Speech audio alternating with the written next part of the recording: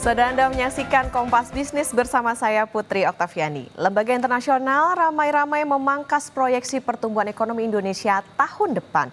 Besarnya tekanan global dan penurunan produktivitas dalam negeri akibat lesunya manufaktur mengakibatkan gelombang PHK terjadi. Bahkan dikhawatirkan masih ada gelombang PHK susulan. Hal inilah saudara yang membuat laju konsumsi juga sulit terdongkrak hingga pertumbuhan ekonomi ramai-ramai dikoreksi ke bawah. OECD saudara dalam laporan Economic Outlook edisi Juni 2025 menurunkan proyeksi pertumbuhan Indonesia tahun depan. Nah, artinya saudara, sudah 2 kali OECD merevisi turun proyeksi pertumbuhan ekonomi. Yang menarik saudara, OECD menyoroti turunnya kepercayaan bisnis dan konsumen akibat ketidakpastian fiskal dan tingginya biaya pinjaman. Di Sapa Pagi saudara, pengusaha juga berkali-kali bilang beban bunga kredit untuk modal usaha di dalam negeri terlampau mahal. Kondisi ini berpotensi menekan konsumsi serta investasi swasta. Ini saudara adalah faktor di luar perang dagang global meski terkait. Siapa lagi? Kita ke data selanjutnya. Di 2 bulan sebelumnya saudara, ini versi Bank Dunia ya. Jadi Bank Dunia dalam laporan Macro Poverty Outlook edisi April 2025 juga menggunting proyeksi pertumbuhan ekonomi Indonesia dari 5,1% menjadi 4,7% untuk 2025. Nah, ini masih kata Bank Dunia ya. Rata-rata pertumbuhan ekonomi Indonesia hanya akan berada di kisaran 4,8% tahun 2026 sampai 2027. Ketidakpastian kebijakan global lalu hambatan struktural domestik memberi tekanan pada ekonomi. Yang menarik juga, Bank Dunia melihat penurunan produktivitas sebagai isu jangka menengah. Pertumbuhan produktivitas total Indonesia tercatat turun dari 2,3% menjadi 1,2% antara rentang waktu 2011 sampai 2024. Apakah ini hanya karena manufaktur lesu atau karena banyak Harpitnas? Kita nanti akan tanya ke ekonom. Nah, kita ke data selanjutnya terlebih dahulu. Nah, kalau ini versi IMF di 2026 ya yang rilis pada Januari. International Monetary Fund atau IMF juga menjadi lembaga dunia yang menurunkan proyeksi pertumbuhan ekonomi Indonesia menjadi ini 4,7% dalam World Economic Outlook April 2025. Tapi memang saudara, pertumbuhan ekonomi dunia dan sebagian besar wilayah di dunia ini juga diturunkan akibat ketidakpastian global yang masih tinggi. Kita ke data selanjutnya. Oke, ini adalah data soal penduduk miskin versi Bank Dunia yang bertambah. Nah, ini penghitungnya adalah bagaimana total penduduk. Ini 285,1 juta orang. Nah, $1 Amerika Serikat PPP atau Purchasing Power Parity ini setara Rp5.933.000. Nah, di edisi April saudara, ini acuan paritas daya belinya itu adalah 6,85 USD atau 40.000. Jumlah orang miskinnya ada 171,91 juta. Nah, ketika bulan Juni atau edisi Juni itu acuan paritas daya belinya adalah $8,3 Amerika atau setara dengan 49.000. Jumlah orang miskinnya naik lagi jadi 194,4 juta. Nah, ini bisa dikatakan saat ekonomi dikoreksi turun, sedangkan harga-harga serba naik, Bank Dunia juga bilang kalau jumlah penduduk miskin di Indonesia naik. Kompas Bisnis akan kembali usai jeda.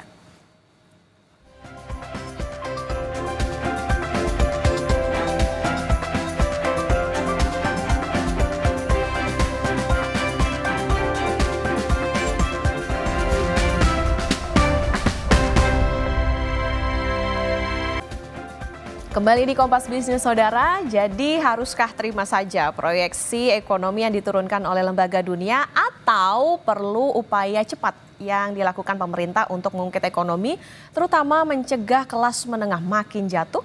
Kompas Bisnis akan bertanya ke ekonom Universitas Paramadina Wijayanto Sambrin. Selamat pagi Pak Wijayanto. Selamat pagi Mbak Okta. Pak Wijayanto, kalau tadi kita melihat di segmen sebelumnya, ini rame-rame OECD, Bank Dunia, IMF, menurunkan proyeksi pertumbuhan ekonomi, angkanya hampir sama. Bisa diterimakah atau memang karena pemerintah selama ini kan mengklaim ekonomi kita resilient. Benarkah demikian, Pak? Ya, kalau tiga lembaga yang sangat kredibel, yang memang setiap tahun mengukur pertumbuhan ekonomi banyak negara di dunia, mengeluarkan angka yang hampir sama, ya ini adalah angka yang sangat solid, sangat robust, sangat kredibel. Apalagi kalau kita lihat pertumbuhan ekonomi versi BI itu 4,6 hingga 5,4. Artinya 4,7% itu masih dalam range proyeksi BI. Dan biasanya saya melihat secara historical range bawah prediksi BI itu yang relatif valid. Nah, kalau kita mengklaim bahwa ekonomi kita resilient, ya betul, ekonomi kita resilient. Kenapa? Karena sekitar 60% GDP kita itu disupport oleh konsumsi rumah tangga, makan, kemudian belanja rumah tangga, yang kondisi baik atau buruk itu harus tetap di spending, gitu ya. Jadi masyarakat berusaha keras tetap untuk mempertahankan konsumsinya, gitu ya, karena ini disebut resilient. Tapi begini, ada fenomena yang membuat kita harus hati-hati, karena konsumsi itu hanya bisa jalan ketika masyarakat punya daya beli. Nah, kalau kita melihat daya beli sejak 1 tahun, 1,5 tahun yang lalu, ini terus diantam dengan berbagai fenomena. Salah satu yang paling kasat mata adalah deflasi, yang ini menggambarkan daya beli yang menurun. Hingga sekarang, tren PHK yang masih terus berlanjut juga mengkhawatirkan sesungguhnya. Kendati pun sudah dibantu dengan insentif Januari, Februari, pertumbuhan ekonomi year on year kuartal kedua masih 4,87%. Kemudian Juni, Juli ada insentif lagi, yang saya rasa tetap tidak akan mampu mengangkat pertumbuhan ekonomi kita secara signifikan.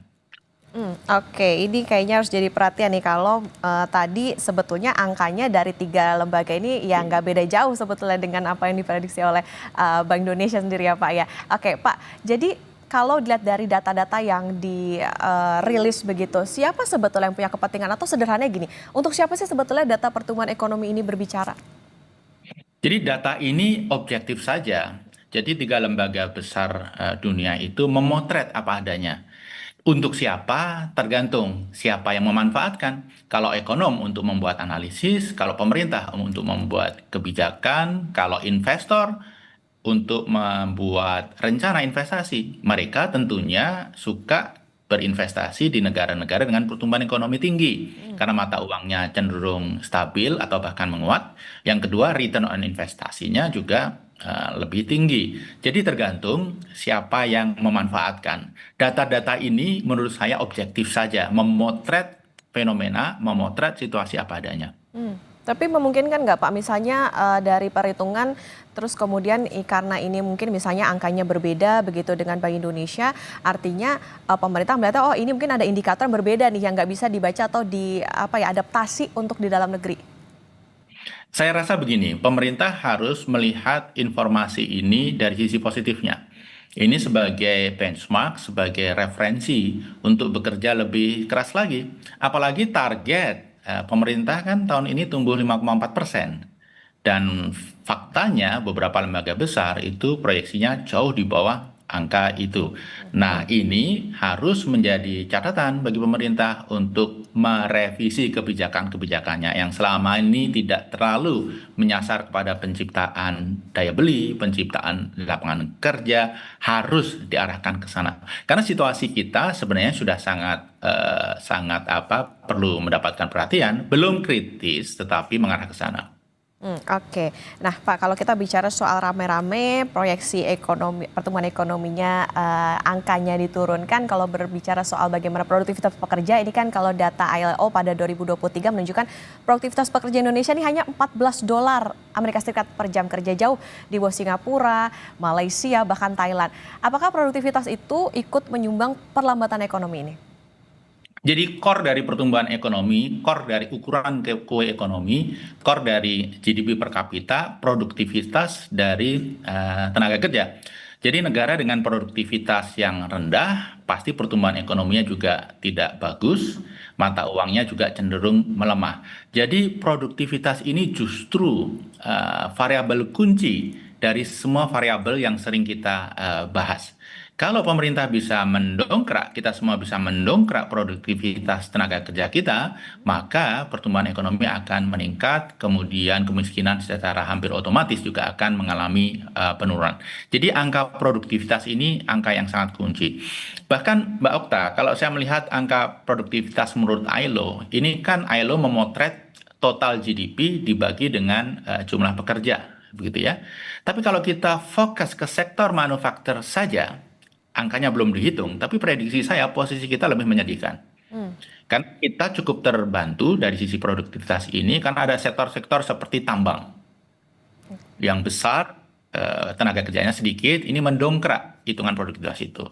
Kemudian juga CPO, ini juga mendongkrak perhitungan produktivitas itu. Tapi kalau coba kita potret di manufacture saja, ranking kita di level dunia, saya rasa kemungkinan besar akan lebih rendah lagi. Oke, nah tapi kalau misalnya bicara gini Pak, misalnya produktivitas kita bisa dikatakan masih di bawah dari negara lain. Apakah ini karena kondisi itu tadi manufaktur yang lesu atau sebetulnya banyak Harpitnas, Hari Kejepit Nasional dan juga cuti bersama kalau kayak bulan ini kan udah lumayan nih gitu banyak Harpitnasnya. Ya, ada beberapa faktor. Yang pertama adalah infrastruktur yang dimiliki oleh negara itu. Kalau logistiknya efisien, maka produktivitasnya akan meningkat. Kemudian tingkat kecanggihan perlengkapan di pabrik-pabrik di tiap negara. Ketika pabriknya itu advance, banyak fasilitas canggih gitu ya, maka produktivitasnya juga akan meningkat. Nah, tadi yang disinggung oleh Mbak Okta sangat menarik tentang hari libur.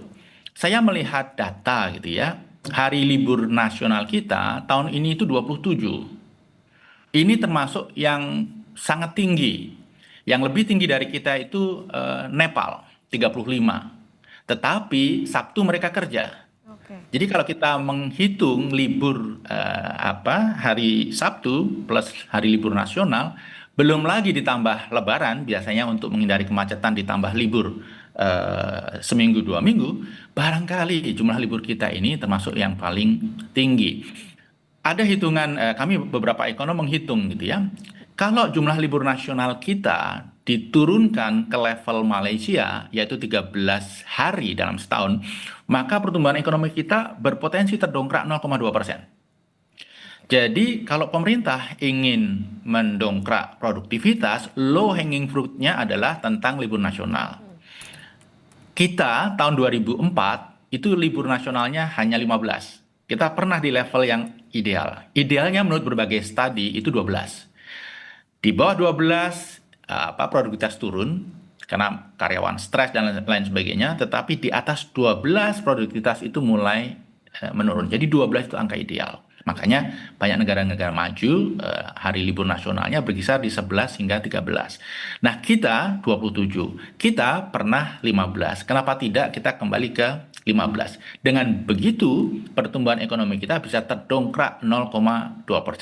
Yang perlu menjadi catatan Mbak Okta, dengan banyaknya libur nasional ini, selain merepotkan para pengusaha karena dia harus membayar upah lebih tinggi karena dihitung sebagai lembur, ini juga buruk bagi sektor finansial kita. Jadi pasar modal kita, pasar uang kita, di banyak negara mereka buka hampir setiap saat, tetapi di Indonesia ketika libur nasional mereka juga tutup. Jadi ini sebenarnya sangat mengganggu bagi investor yang ingin masuk ke Indonesia. Makanya yang Mbak singgung tadi, libur nasional itu sesuatu yang kelihatannya sepele, tetapi sebenarnya sangat penting.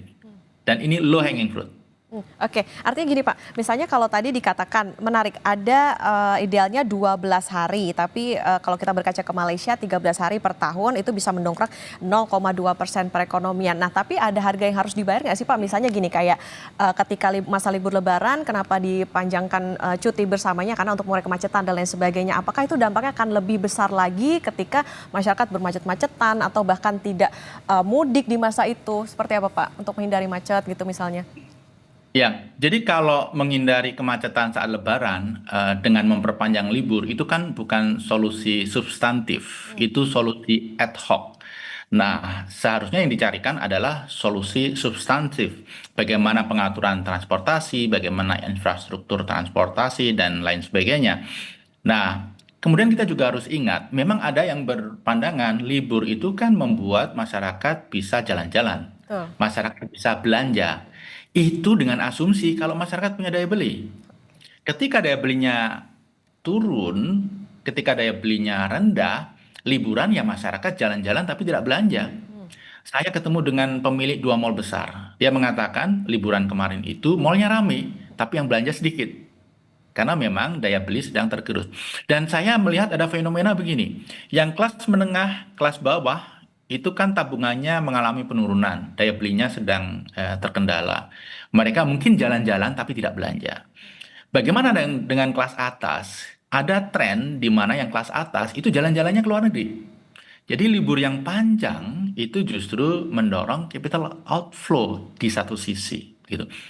Jadi kembali, yang diperlukan bangsa kita ini bukan waktu untuk belanja, tetapi daya beli supaya ada sesuatu yang bisa dibelanjakan. Oke, nah Pak, ini soal daya beli tadi. Nah, kalau bicara soal daya beli, artinya kita jaga-jaga nih bagaimana tingkat daya beli terhadap kelas menengah terutama. Tapi di satu sisi Pak, bayar parkir naik, asuransi ada co-payment atau tanggung sendiri, banyak beban kelas menengah, ekonomi kita bertumbuh kelas ini, tapi kok kayaknya nggak berpihak nih. Nah, ini gimana nih Pak membacanya? Apakah pemerintah ini harus waspada atau apa yang sebetulnya dibutuhkan supaya kita bisa menjaga daya beli itu tadi, terutama untuk menjaga jangan sampai yang di kelas menengah ini jadi turun kelas gitu. Ya, posisi pemerintah memang sulit karena di satu sisi fiskal kita juga tidak sedang longgar. Kita juga mengalami tekanan fiskal, penerimaan negara trennya turun. Tax ratio itu juga mengalami tren penurunan dan ini sifatnya struktural, sulit untuk dibalik dalam waktu dekat. Sementara sistem harus terus berjalan sehingga iuran, sumbangan, bantuan dari masyarakat pengguna sistem itu juga menjadi semakin penting. Pemerintah memang berusaha memberikan insentif seperti Juni-Juli ini ada 5 paket, kemudian Januari, Februari kemarin. Tetapi kembali, ini sesuatu yang sifatnya temporer dan sifatnya konsumtif. Insentif pemerintah ini harga cenderungan konsumtif. Ketika insentifnya ditarik, daya belinya otomatis drop.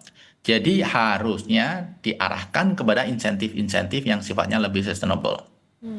Oke, insentif dibutuhkan tapi yang jadi catatan adalah yang bisa jangka panjang. Apa kalau kita bicara soal tadi bagaimana angka kemiskinan Indonesia kan justru naik, tapi versi Bank Dunia nih Pak, hampir 70%. Nah, tapi di satu sisi BPS datanya beda banget nih sama yang dikeluarkan oleh Bank Dunia. Ada nggak Pak korelasi data kemiskinan ini dengan pertumbuhan ekonomi kalau kita berkaca kok kayaknya yang Bank Dunia besar banget gitu? Ya, di Indonesia tidak terlalu berkorelasi. Kenapa? Karena standar perhitungan kemiskinannya terlalu rendah. Dan angka kemiskinan itu dengan gampang diubah-ubah dengan cara memberi bansos karena angka yang rendah tadi. Nah, memang situasinya agak menarik saat ini, Mbak Okta. Yang pertama, ada dua fenomena. Fenomena pertama, Bank Dunia merevisi perhitungan tingkat kemiskinan, garis kemiskinan. Dari tadinya pakai data purchasing power parity tahun 2017 menjadi purchasing power parity tahun 2021. Dampaknya adalah garis kemiskinan untuk semua segmen naik. Jadi negara ekonomi rendah, lower middle income, upper middle income, itu perhitungan kemiskinannya semua naik. Jadi itu mengalami kenaikan. Nah, pada saat yang bersamaan Indonesia itu bermigrasi dari ekonomi menengah bawah sekarang menjadi ekonomi menengah atas. Jadi kalau dua faktor tadi kita gabungkan, garis kemiskinan menurut World Bank dalam 3-4 tahun terakhir ini untuk Indonesia itu naik dari 3,65 US dollar per kapita, 3,65, sekarang menjadi 8,3 US dollar per kapita. Ini purchasing power parity ya. Tentunya kenaikan ini membuat angka kemiskinan kita melejit. Nah, lalu mana yang harus kita pakai? Dunia pasti menggunakan data World Bank. Ini menjadi reference. Kalau kita tidak mengadjust, maka dikhawatirkan angka kita dianggap tidak kredibel. Angka kita terlalu rendah, Mbak Okta. Contohnya, untuk penduduk kota, garis kemiskinannya 615.000 per bulan atau 20.000 sehari. Di Jakarta, dengan 20.000 sehari, itu bagaimana kita bisa survive? Indomie rebus telur saja 12.000. Indomie rebus tanpa telur 8.000. Jadi memang BPS harus meningkatkan, menyesuaikan garis kemiskinan. Selama garis kemiskinan kita terlalu rendah, angka kita meaningless. Pemerintah bisa dengan mudah menekan jumlah kemiskinan dengan memberikan bansos yang nilainya tidak seberapa. Kalau garis kemiskinan itu disesuaikan menjadi lebih tinggi, bansos menjadi tidak berarti. Maka pemerintah terpaksa untuk melakukan kebijakan yang sifatnya struktural dan substantif untuk mengangkat mereka yang masih miskin. Oke, terakhir Pak Wijayanto, mungkin ini proyeksi untuk pertumbuhan ekonomi kira-kira berada di berapa, Pak? Saya merasa ini akan berada di 4,6 sampai 4,8%. Karena melihat beberapa faktor ya perkembangan terkini, ini sudah memasukkan prospek trade war yang akhir-akhir ini makin kencang, makin berpengaruh. Oke, berarti memang ada dorongan dari eksternal juga. Tadi tentu yang perlu diperhatikan adalah bagaimana pemerintah ini ada banyak catatan nih Pak. Salah satunya adalah soal tadi terlalu banyak hard fitness, kemudian juga insentif yang dibutuhkan untuk bisa mendongkrak daya beli terutama bagi masyarakat dan juga menjaga supaya kelas menengah tidak turun kelas menjadi kelas bawah begitu. Terima kasih Pak Wijayanto Samirin, ekonom Universitas Paramadina sudah bersama di Kompas Bisnis. Sehat selalu Pak. Terima kasih Mbak Okta. Selamat pagi, salam sehat.